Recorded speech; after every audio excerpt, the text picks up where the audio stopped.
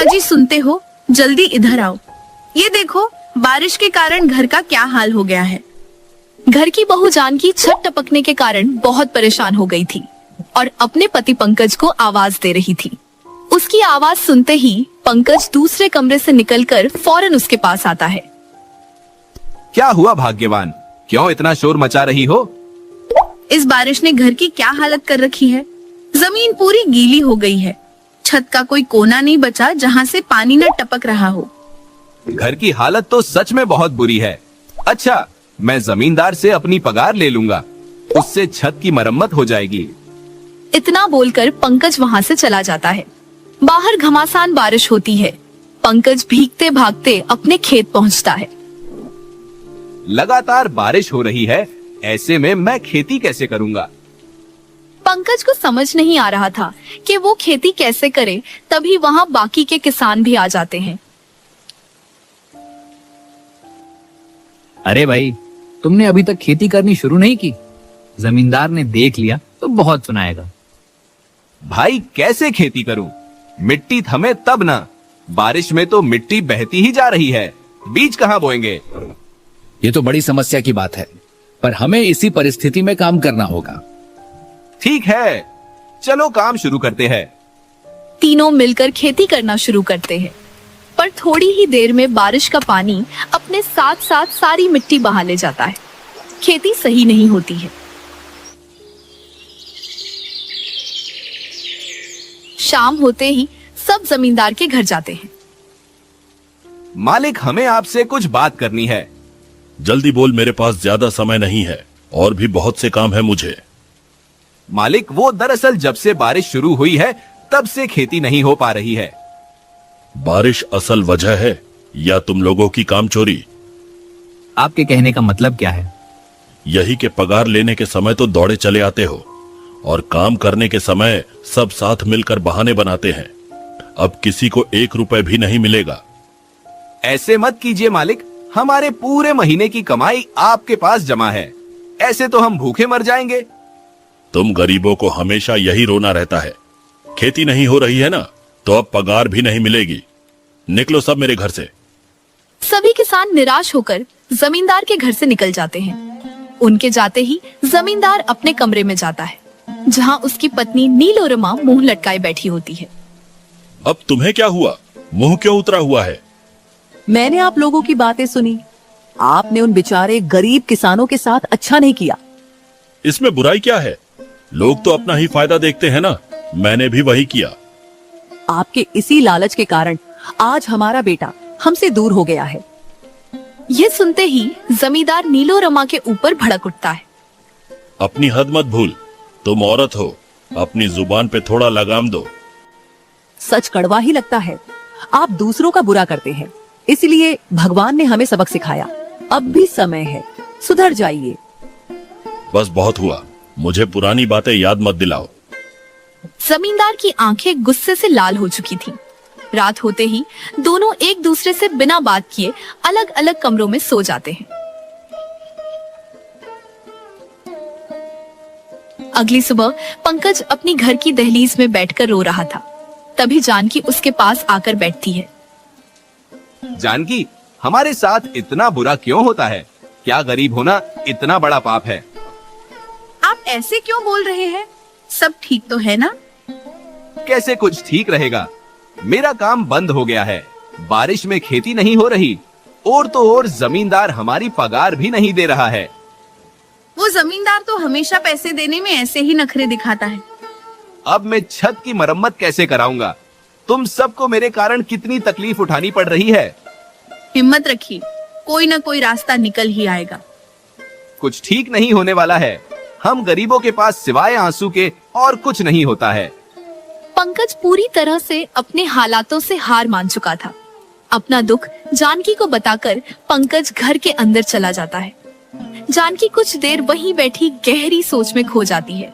तभी उसे एक आवाज सुनाई देती है। अरे जानकी बहू, कहाँ हो? मुझे बहुत भूख लगी है।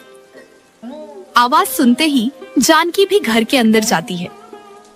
जी माँ जी, अभी कुछ बना देती हूँ। बहू, पंकज आजकल बहुत शांत शांत रह रहा है। साथ बैठकर खाता भी नहीं है। तुमने बात की है क्या उससे इस बारे में? उन्हें काम की चिंता है, बस इसीलिए इतने गुमसुम से रह रहे हैं। पर आप फिक्र मत कीजिए, मैं कोई ना कोई रास्ता ढूंढ लूंगी। इतना बोलकर जानकी एक कोने में बैठकर खाना बनाने लगती है। तभी छत से पानी टपकाना शुरू होता है और सारा पानी खाने के बर्तनों में गिरने लगता है। हे प्रभु, इस टपकती छत से हमें थोड़ी राहत दे दे। पानी टपकने के कारण जानकी को खाना पकाने में बहुत परेशानी होती है। कुछ देर बाद खाना बनता है। सभी लोग एक कमरे में बैठकर एक साथ खाते हैं।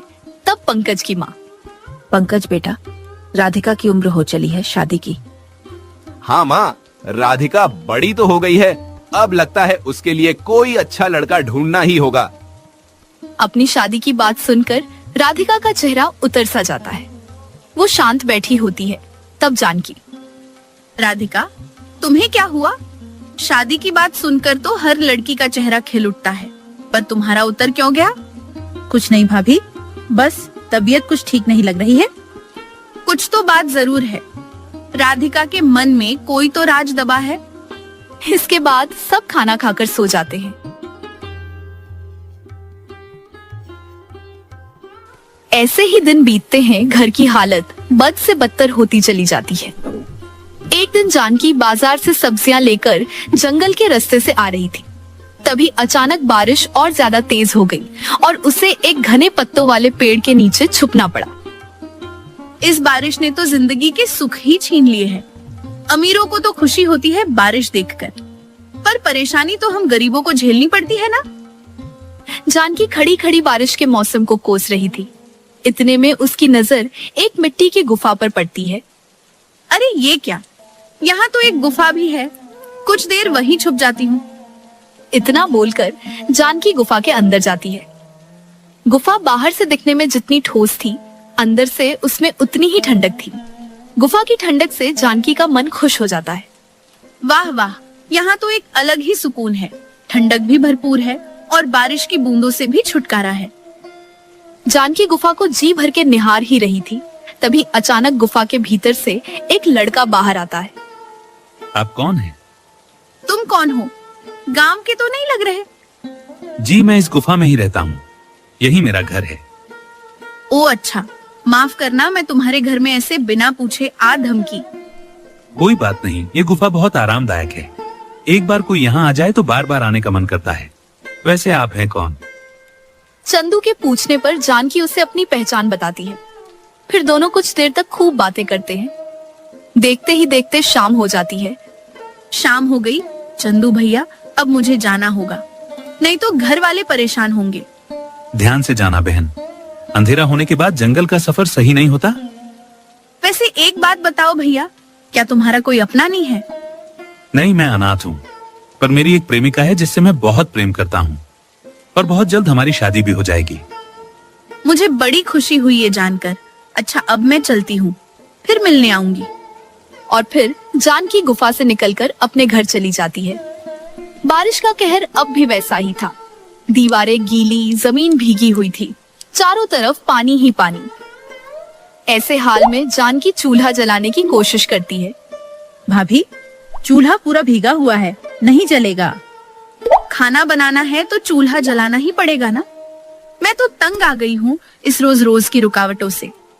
हाँ वही ना, एक वक्त भी चैन से खाना नहीं बना पाती है आप। जब तक छत की मरम्मत नहीं होगी, हाल ऐसा ही रहेगा। इतना बोलकर दोनों नंद भाभी चूल्हा जलाने की हर मुमकिन कोशिश करती है, पर न चूल्हा जलता है और न ही खाना बनने का कोई तरीका उन्हें मिलता है। आखिर में दोनों हार मानकर अपने अपने कमरों में चली जाती है। जानकी पूरी रात इसी फिक्र में जगी रहती है। आज चूल्हा न जलने के कारण घर वाले भूखे सो रहे हैं। मुझे कुछ करना होगा, ऐसे में अपने परिवार को भूखे नहीं रख सकती। यही सब सोचते सोचते पूरी रात गुजर जाती है।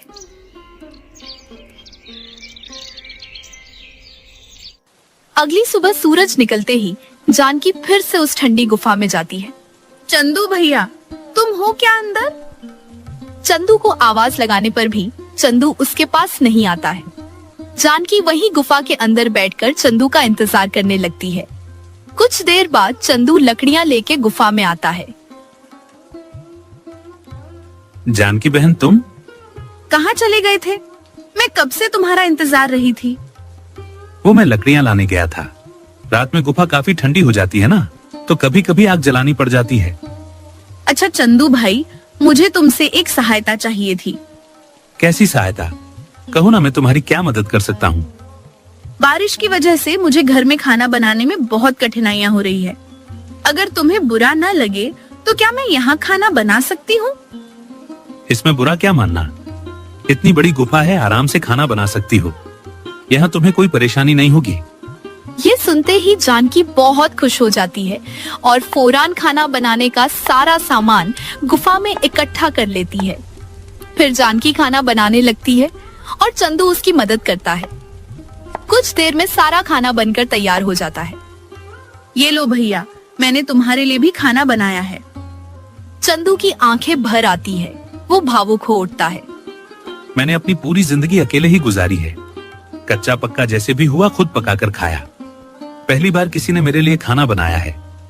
रो मत भैया, अब से मैं ही आपके लिए खाना बनाया करूंगी, आप मत बनाना। इतना बोलकर जानकी अपने घर वालों के लिए खाना लेकर चली जाती है।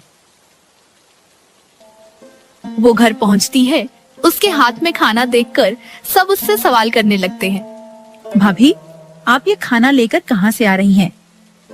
हाँ बहू, बताओ, खरीद कर ला रही हो क्या? नहीं नहीं माँ जी, ये तो मैंने खुद अपने हाथों से बनाया है। मुझे खाना बनाने के लिए एक अच्छा ठिकाना मिल गया है। कैसा ठिकाना भाभी?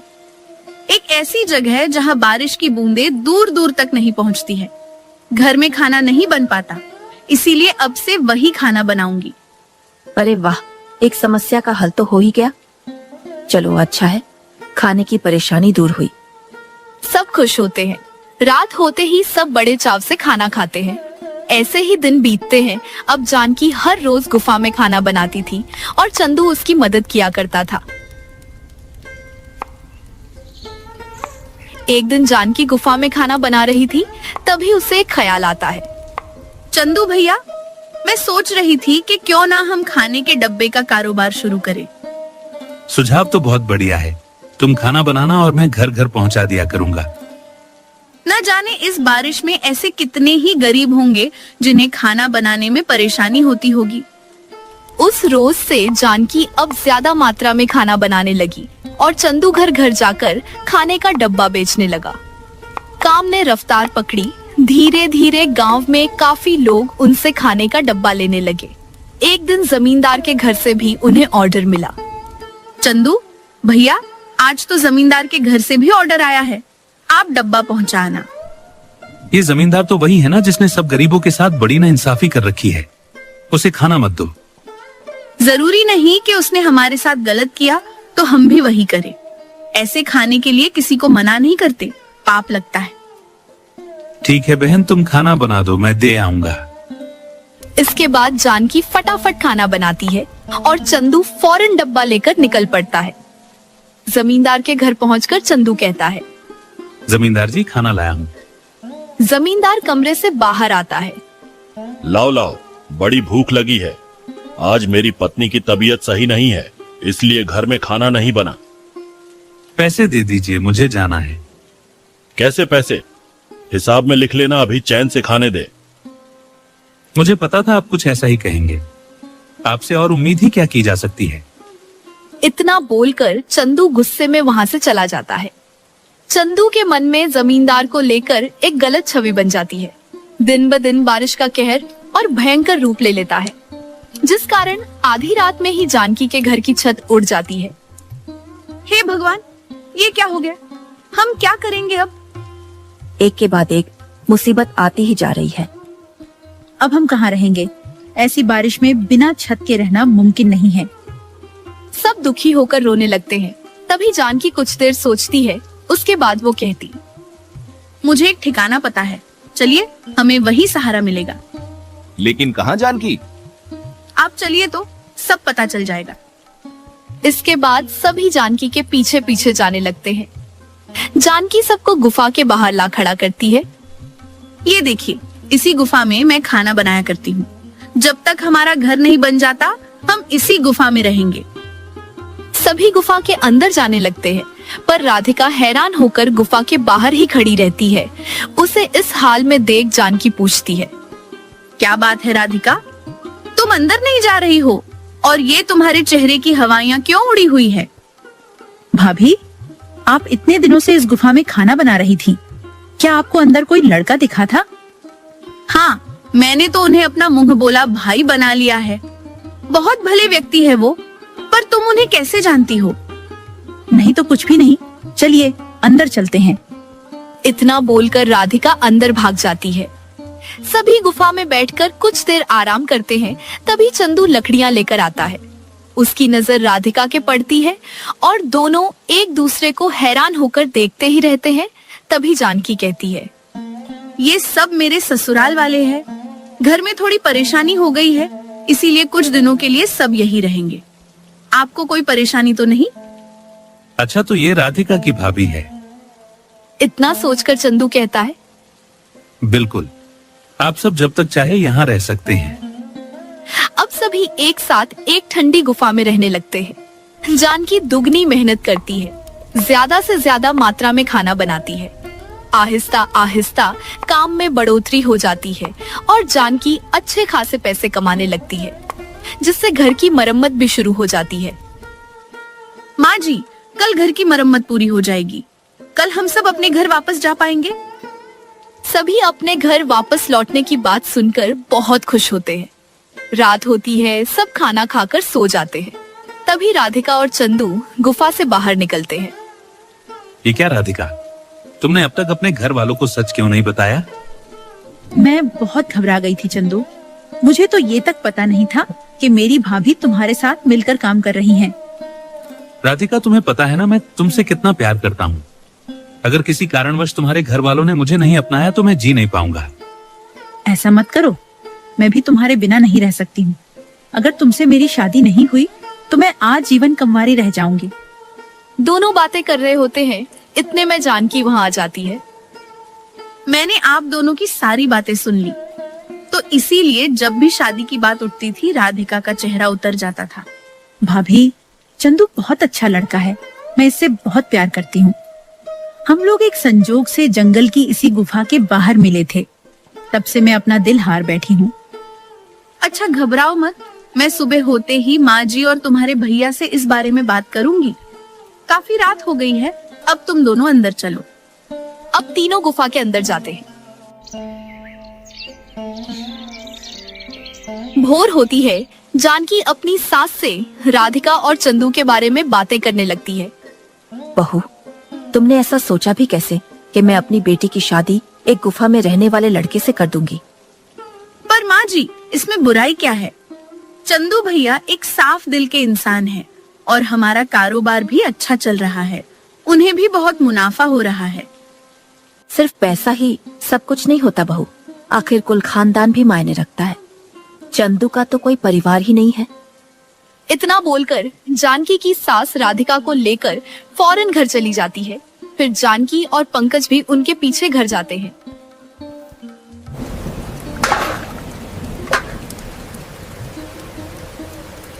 दो हफ्ते बीतते हैं। चंदू उदास चेहरा लिए जमींदार के घर बाकी के पैसे मांगने गया हुआ था।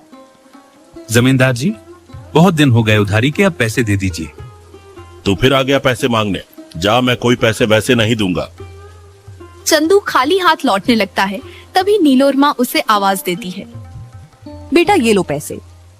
चंदू पैसे लेने के लिए हाथ आगे बढ़ाता है। तभी नीलोरमा की नजर चंदू के हाथ में लगे निशान पे पड़ती है। ये मेरा बेटा है। ये तुम क्या कह रही हो? हाँ, ये देखिए, इसके हाथ में जन्म का निशान है जो हमारे बेटे के हाथ में था। आप दोनों शायद गलत समझ रहे हो। मैं तो एक अनाथ गुफा में रहने वाला लड़का हूँ।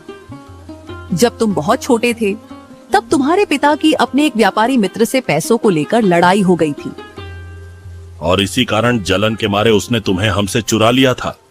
हमने उसे ढूंढकर जेल तो भेज दिया, पर तुम्हें न ढूंढ सके। ये सुनते ही चंदू बिना कोई जवाब दिए वापस अपनी गुफा में भाग जाता है। कुछ देर बाद उसके पीछे जमींदार और नीलोरमा भी जाते हैं। क्या हुआ बेटा, तू भाग क्यों आया? आप लोगों को पता है, सिर्फ पैसों के लालच के कारण मेरी पूरी जिंदगी बर्बादी की राह में चली गई। यहाँ तक कि मेरा प्यार भी छिन गया। बेटा, मुझे माफ कर दे। आज तक तूने मेरी गलती की सजा भुगती। अब मैं सब कुछ ठीक कर दूंगा। हो सके तो हम उनके कदमों में गिर जाएंगे।